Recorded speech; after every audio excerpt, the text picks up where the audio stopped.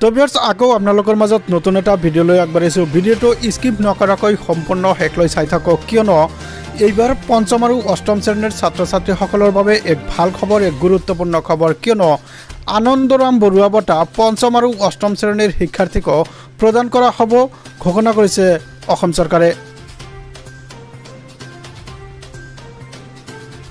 হয়, আপোনালোকে ঠিকেই শুনি আছে, আপোনালোকে ঠিকেই চাই আছে। পঞ্চম আৰু অষ্টম শ্ৰেণীৰ শিক্ষাৰ্থীক চৰকাৰে প্ৰদান কৰিব আনন্দৰাম বৰুৱা বঁটা। ৰাজ্যৰ মেধাৱী শিক্ষাৰ্থীৰ বাবে চৰকাৰৰ আকৌ এক ভাল খবৰ, এক গুৰুত্বপূৰ্ণ খবৰ আমাৰ অসম চৰকাৰৰ। পঞ্চম আৰু অষ্টম শ্ৰেণীৰ শিক্ষাৰ্থীয়ে লাভ কৰিব আনন্দৰাম বৰুৱা বঁটা। এই কথা ঘোষণা কৰিলে অসমৰ মুখ্যমন্ত্ৰী ডক্টৰ হিমন্ত বিশ্ব শৰ্মাই। পূৰ্বে মেট্ৰিক উত্তীৰ্ণ শিক্ষাৰ্থীকহে দিয়া হৈছিল আনন্দৰাম বৰুৱা বঁটা। এইবাৰ কিন্তু অষ্টম আৰু পঞ্চম শ্ৰেণীৰ ছাত্ৰ ছাত্ৰীসকলক দিয়া হ'ব কম্পিউটাৰ আৰু লেপটপৰ পিছত এইবাৰ বঁটা চৰকাৰে প্ৰদান কৰিব, লগতে নগদ ধন। নৱেম্বৰ মাহৰ পৰা পঞ্চম আৰু অষ্টম শ্ৰেণীৰ মেধাৱী শিক্ষাৰ্থীয়ে লাভ কৰিব আনন্দৰাম বৰুৱা বঁটা। এই কথা অসম চৰকাৰে ঘোষণা কৰিছে।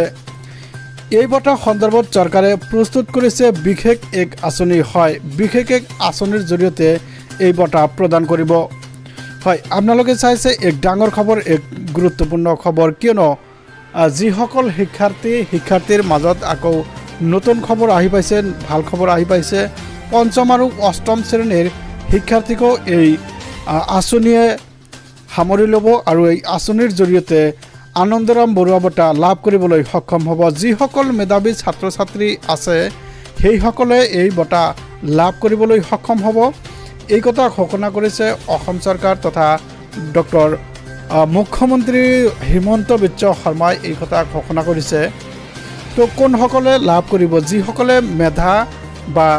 মেধা সম্পন্ন সেইসকলে কিন্তু এই আঁচনিৰ অন্তৰ্ভুক্ত হ'ব, এই কথা জানিবলৈ দিছে অসম চৰকাৰৰ পৰা।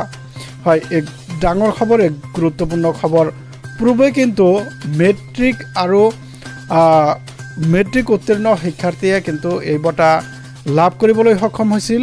এইবাৰ পঞ্চম শ্ৰেণীৰ ছাত্ৰ ছাত্ৰীকো সাঙুৰি ল'ব, লগতে অষ্টম শ্ৰেণীৰ ছাত্ৰ ছাত্ৰীকো সাঙুৰি লৈ এই বঁটা প্ৰদান কৰিব, লগতে নগদ ধনসহ প্ৰদান কৰিব আনন্দৰাম বৰুৱা বঁটা।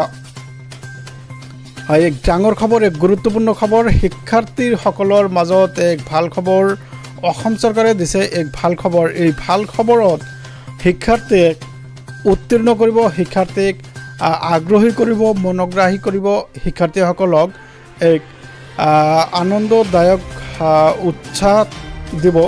ইয়াৰ জৰিয়তে এই বঁটা প্ৰদান কৰা হ'ব বুলি শিক্ষা বিভাগৰ পৰা জনোৱা হৈছে। লগতে আমাৰ মুখ্যমন্ত্ৰী ডক্টৰ হিমন্ত বিশ্ব শৰ্মাই কিন্তু এই কথা জাৰি কৰিছে যে মেধা সম্পন্ন যিসকল ছাত্ৰ ছাত্ৰী আছে সেইসকলে আনন্দৰাম বৰুৱা বঁটা লাভ কৰিবলৈ সক্ষম হ'ব।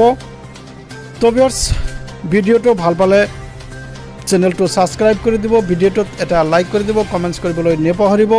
ধন্যবাদ, থেংক ইউ, জয় অসম।